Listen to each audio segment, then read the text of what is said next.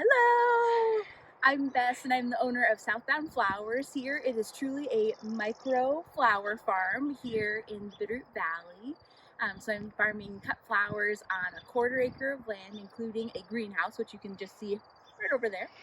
I sell my flowers for a CSA, a weekly bouquet CSA, also wholesale and weddings as well, and custom orders. So it keeps me busy from last frost to first frost, and yeah, it's great to be growing flowers in Montana. That was so darky.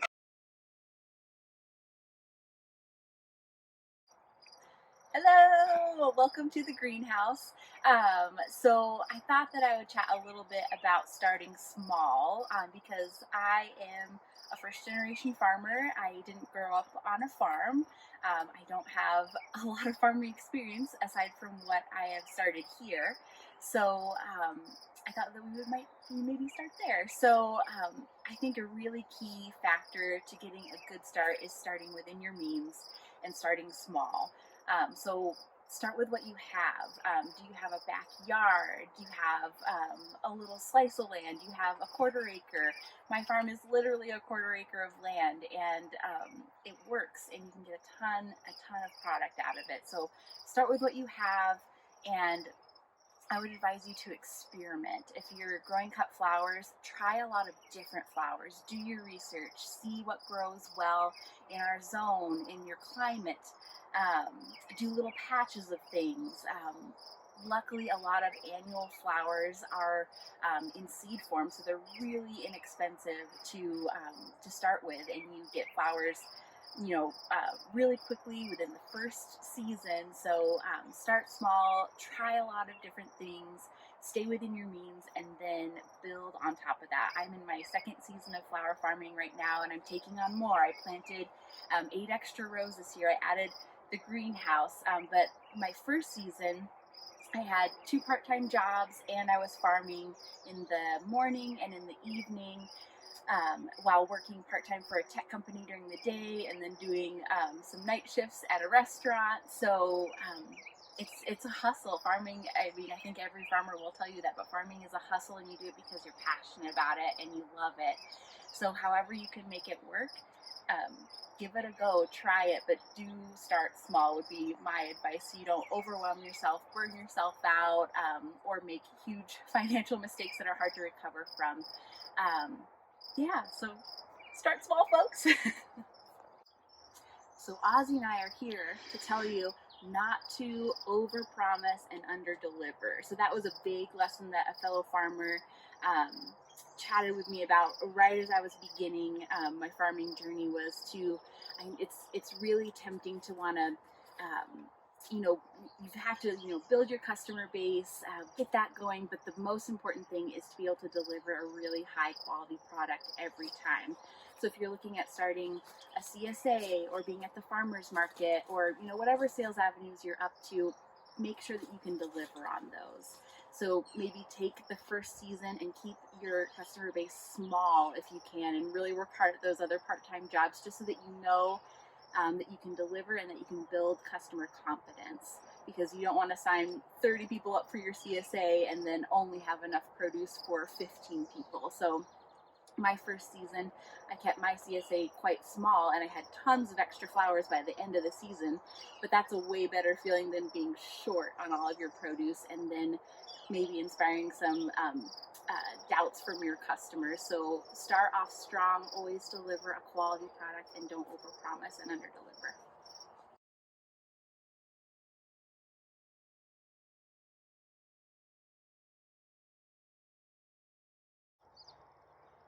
So, I don't know if anyone's told you, but farming is super glamorous, and sometimes you find yourself standing next to a giant pile of poop here.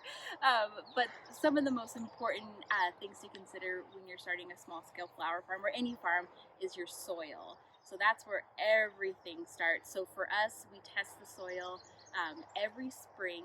We send it to a lab in Montana, in Billings, and they send us back the results of what our soil is deficient in, what we're okay in, how we should amend it going forward. So always test your soil. That is going to be the backbone, the base of everything, of how productive your fields are, how successful you're going to be with your product. So test your soil. So we add dairy compost. So this is all cow poop here that we get from a dairy down the valley in the Bitterroot. And then we also amend with organic fertilizer that's all kind of chicken based. And then we also use compost tea, which I can show you a little bit later, but it is an organic means of both fertilizing and pest control. So it gives a lot of great nutrients to the plants out there without having to spray any sort of chemical. So it's all natural, all organic processes. So if you are going the natural and organic route, which I highly recommend for cut flowers, a great way to both add nutrients to your soil and help with pest prevention is doing a compost tea spray. So there are compost tea brewers out there, which is what we have, or there are instructions to build your own online. And it's easy, it's efficient. You'll just brew your tea in here with high quality compost and then load all the tea into a backpack sprayer, which you can see drying out over here, and then do a foliar application of the tea every other week while the plants are establishing and growing up. You won't want to spray it when the blooms are actually visible because there's a bit of fish emulsion in there and it can make the flowers a little stinky. So you'll want to just be spraying this as they're establishing and growing. But it really gives them a boost and helps add nutrients and build your soil as well.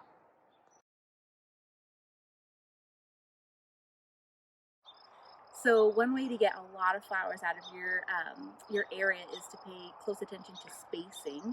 So you can see down here we have reusable landscape fabric on all of our rows. So this fabric, you can use it for 10 plus years. And we've burned spacing holes into it for the different varieties of flowers. So a lot of flowers can be spaced a lot closer than the seed packet recommends or that you maybe heard of before. So you can really cram a lot of seedlings into a small space, and the fabric will also help suppress the weeds so you're not spending more time fighting weeds. You can spend more time growing and harvesting flowers. So a great way to get some flowers out of a really tight space is to use crate planting. So a lot of flower bulbs and tubers are going to be delivered in these black crates here. You can also get them from different suppliers, but they are a great way to utilize a small space. And if you don't have a lot of land or soil or compost at your disposal, you can really grow some beautiful flowers in a smaller area using the crate. So I just line them with parchment paper here, butcher paper, not parchment paper, butcher paper. I line them with butcher paper just to prevent weeds coming up through them, and then they also will drain through there. Fill them up with potting soil, compost, a little bit of organic fertilizer, and then you can see I've planted lilies in here, so I can get about 25 lilies per crate. It's a great way to do successions as well. So I planted these the earliest, and you can see down the line here, I've just planted a new crate every week so that you have continuous flowers without a break. Great! So another great way to get as many flowers as possible throughout the season is open the gate by himself. Ozzy, come. Sit. Can you sit? Good. So another great way to get as many flowers out of your season as possible is succession planting. So you don't want to plant all of your flowers at once and then have them all bloom at once and then be done for the season. So you'll want to try to space out your plantings. So it's just going to be a matter of researching how long the plant takes to get from seed to bloom, and then planting accordingly. So maybe you plant, for example, these sunflowers are really a quick succession of flowers. They come on quite quickly. So I plant a new batch of these sunflowers every 2 weeks throughout the growing season until I calculate that I'm going to need 60 days from seed to bloom. So I just count back from my first frost date, and that will be the final succession plant planting of these. So it's a great way to kind of have continuous flowers all season long and avoid the super bloom and then super let down afterwards.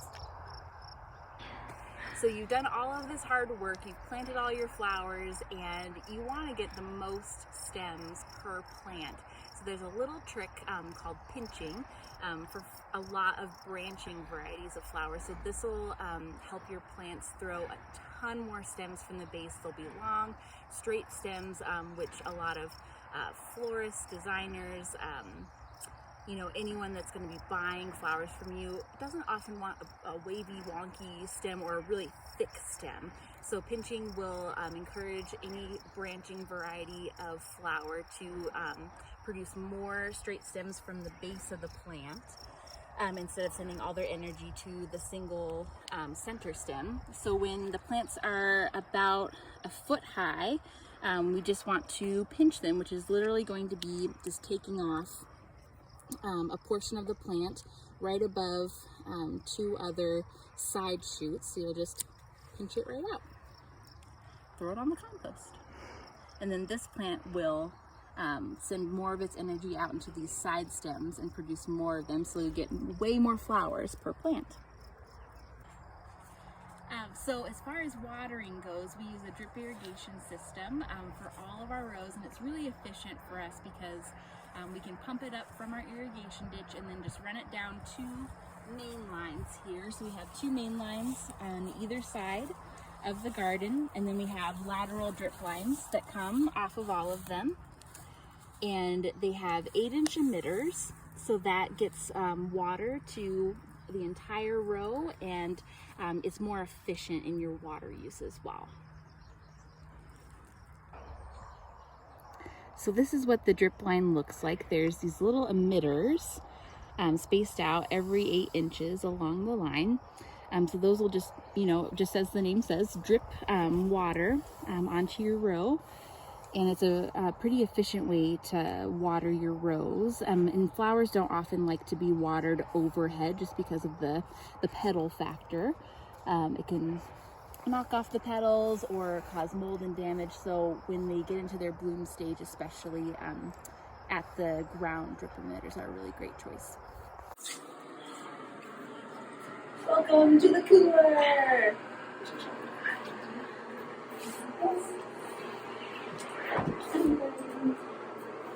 So this is our cooler. It is my brother's little bedroom. Sorry, Sam.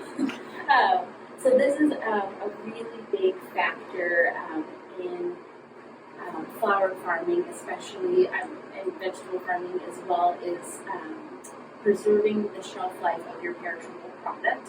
So having this cooler is a huge game changer for us because it allows us to cut the flowers and then store them in here for up to a week before we need to move them. So it really saves us time, it saves us money, it allows us to sell more product. And I was able to build this cooler with the help of my Kiva loan from CFAC. So definitely look into that and consider adding a cooler to your farm production space if possible. Put it on your priorities list because you work so hard to grow all of your produce or your flowers, and this is going to be a way for you to get more of it out into the world.